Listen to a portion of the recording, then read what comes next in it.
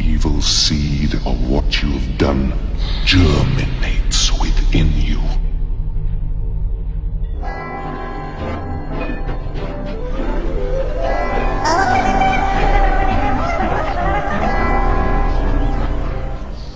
My thoughts on The Little Mermaid. Overall, I think this is a great film. Like, I do see why people hail it as one of the greatest Disney films ever made.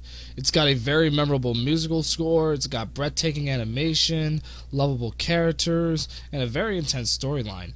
It's also credited for bringing life back into the Disney animated film franchise, as many of their films weren't performing well critically and financially in the 1970s. That's right, this film started the Disney Renaissance. In this very video of Reptile Reviews, I'm going to be reviewing 3 movies in one. The first Little Mermaid movie, the second, and the third. So let's start off with the first one, The Little Mermaid from 1989. It follows the story of a young mermaid named Ariel who falls in love with a human character named Prince Eric upon seeing the human world for the first time and saving Eric from a hurricane. Her father, King Triton, heavily disapproves of Ariel going anywhere beyond the surface of the ocean and also disapproves of her relationship with Prince Eric. After a massive fallout between Ariel and King Triton, Ariel visits Ursula, the sea witch, and makes a deal with her that if she doesn't have Prince Eric kiss her within 3 days by sunset, she will turn back into a mermaid and become Ursula's property. Also, as part of the deal, Ariel loses her voice and gives it to Ursula. When Ursula sees that Ariel is doing better than she expected, Ursula turns herself into a beautiful woman while using a seashell medallion that contains Ariel's voice and uses it to steal Ariel's voice while hypnotizing Prince Eric and attempts to marry him. A friend of Ariel's named Scuttle sends a whole group of birds to crash the wedding, which leads to the medallion breaking and Ariel getting her voice back. After this happens, Ursula kidnaps Ariel and holds her hostage to King Triton, threatening to kill her if Triton doesn't hand over his trident or his crown as ruler of the sea. Triton submits in the end, and Ursula becomes the new ruler as she prepares to rain havoc on the sea. With the help from Prince Eric, they're able to defeat Ursula by stabbing her with a sharp end of a boat, and King Triton comes to terms with Ariel's infatuation with Prince Eric and allows her to live the rest of her life as a human with Eric. It's such a beautiful film. Jodie Benson has a fantastic voice and does a great job as Ariel. She also provided the voice of Barbie from the Toy Story films. I think it's cool how she did the singing and speaking voice for Ariel and still voices the character to this day. Sebastian, voiced by Samuel Wright, is one of the funniest characters next to Scuttle the Seagull, voiced by Buddy Hackett. These two are real show stealers. They make the film worthwhile. Overall, this is a must-watch film, especially if you're a Disney fanatic like me. But what can be said for the sequel, The Little Mermaid 2: Return to the Sea? Jodie Benson and Samuel Wright return as Ariel and Sebastian from the first movie. This time, Ariel and Prince Eric are married and they both have a daughter together named Melody. In this movie, Melody is voiced by the talented Tara Strong, one of the greatest voice actresses of all time. In spite of how the film is presented, she does a great job. If there's any reason to watch this movie, it's definitely because of Melody. She's a very beautiful 12-year-old kid and has a very, very lovable personality, much like her mother in the first film. Here, we can see how much Ariel has also evolved as a character. She's still the same person like she was in the first film, but with motherly instincts.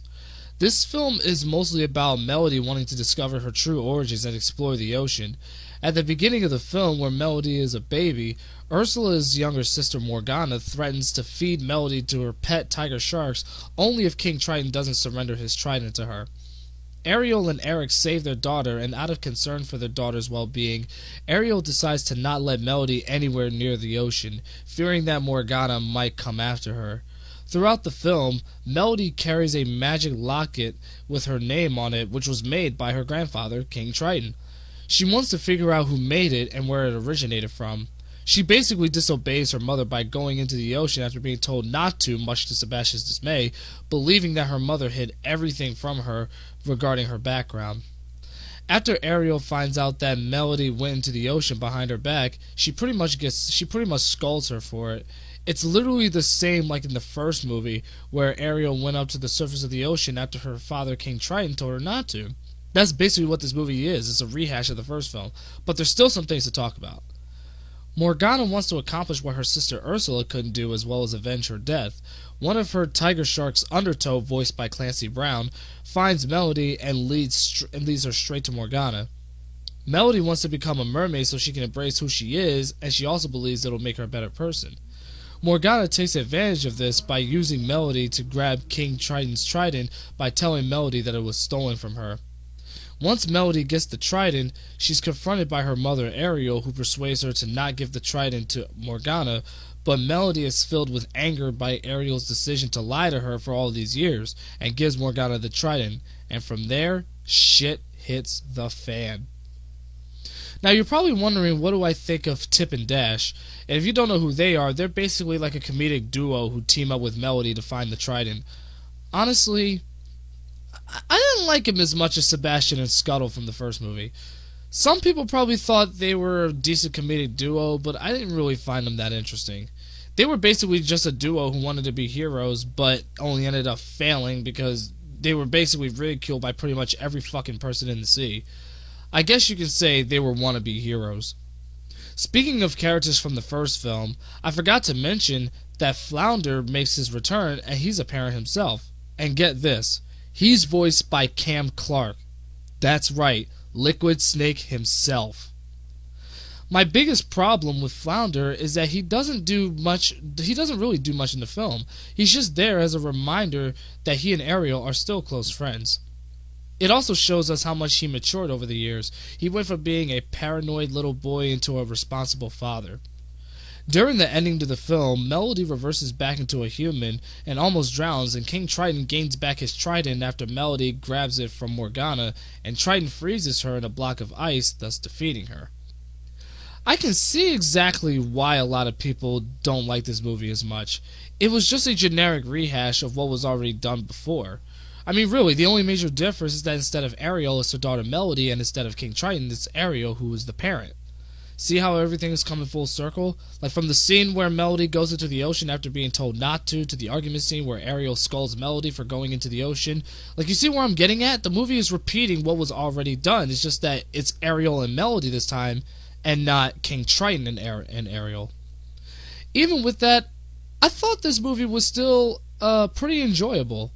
It's most certainly not as good as the first, but if you enjoyed the first film, watching this film shouldn't be too hard. I will admit that it's one of the better direct-to-video sequels released by Walt Disney, but that doesn't say much. The animation is still pretty good for a direct-to-video film, which says a lot about Disney. So overall, it's a watchable film. What about the third film, The Little Mermaid: Ariel's Beginning? This movie was a prequel compared to the predecessor, and this one is probably the most forgettable.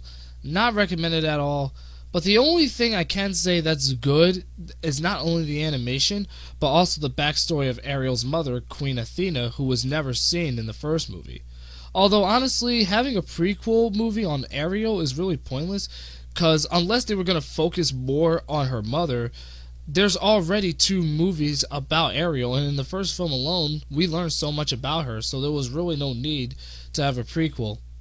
Do you want to know the story? This will either make you go, what the fuck, or it'll make you laugh. So after the death of Queen Athena, King Triton becomes so grief-stricken and heartbroken by his wife's death that he bans music from the underwater kingdom of Atlantica. The whole movie is Ariel trying to reverse that law. Yeah, I'm not even making this up. Like, what the fuck were they thinking when they wrote this movie? I mean, seriously, what were they thinking? I will say this, though. Jodie Benson and Samuel Wright still do a great job as Ariel and Sebastian, but even they can't save this outlandish film, for lack of a better term. Honestly, I would just stay away from this movie, unless you were extremely curious like I was. At least I was able to sit through it, that's for sure. The only good thing I can say about this movie, and if there's any good reason to watch this film, is simply because of Queen Athena. Because she does kind of play an important role, but here's the problem. The whole entire movie isn't about Queen Athena. Only the first 10-15 minutes of the film is about Queen Athena. The rest of the film is just Ariel trying to convince her father to bring back music in Atlantica. Another good thing that this movie does is give us a reason for why King Triton hates the surface of the ocean, at least before, the ending of the first film.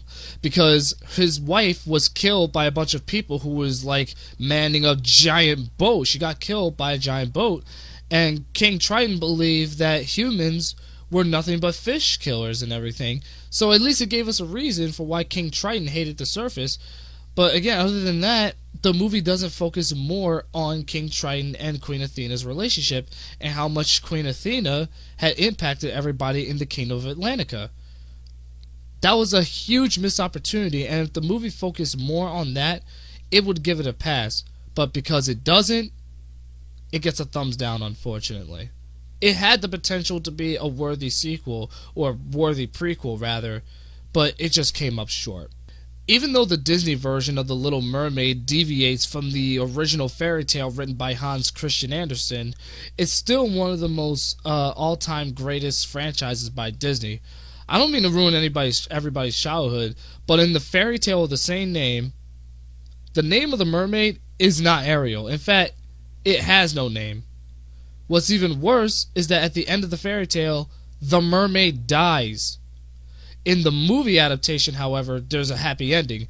Now, obviously, this was done because of Disney's target audience, but still, though, that's a pretty morbid and depressing story to adapt into a Disney movie. Yet somehow they made it work. In any case, let me know what you guys think of The Little Mermaid in the comments below. Now, you're probably wondering what I think of the new live-action remake that's going to be released soon. Honestly, I have no comment. I'm pretty sure it's probably going to be a very watchable film, much like the other live-action remakes, but it will never come close to how legendary, magical, and beautiful the first film is. That being said, I'm going to get out of here, guys. I hope you guys enjoyed my review, and I will be back with more eventually. So, peace out and deuces, and this is your friendly neighborhood reptile, signing off.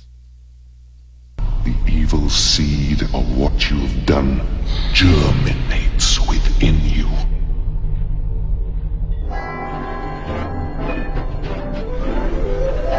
Oh.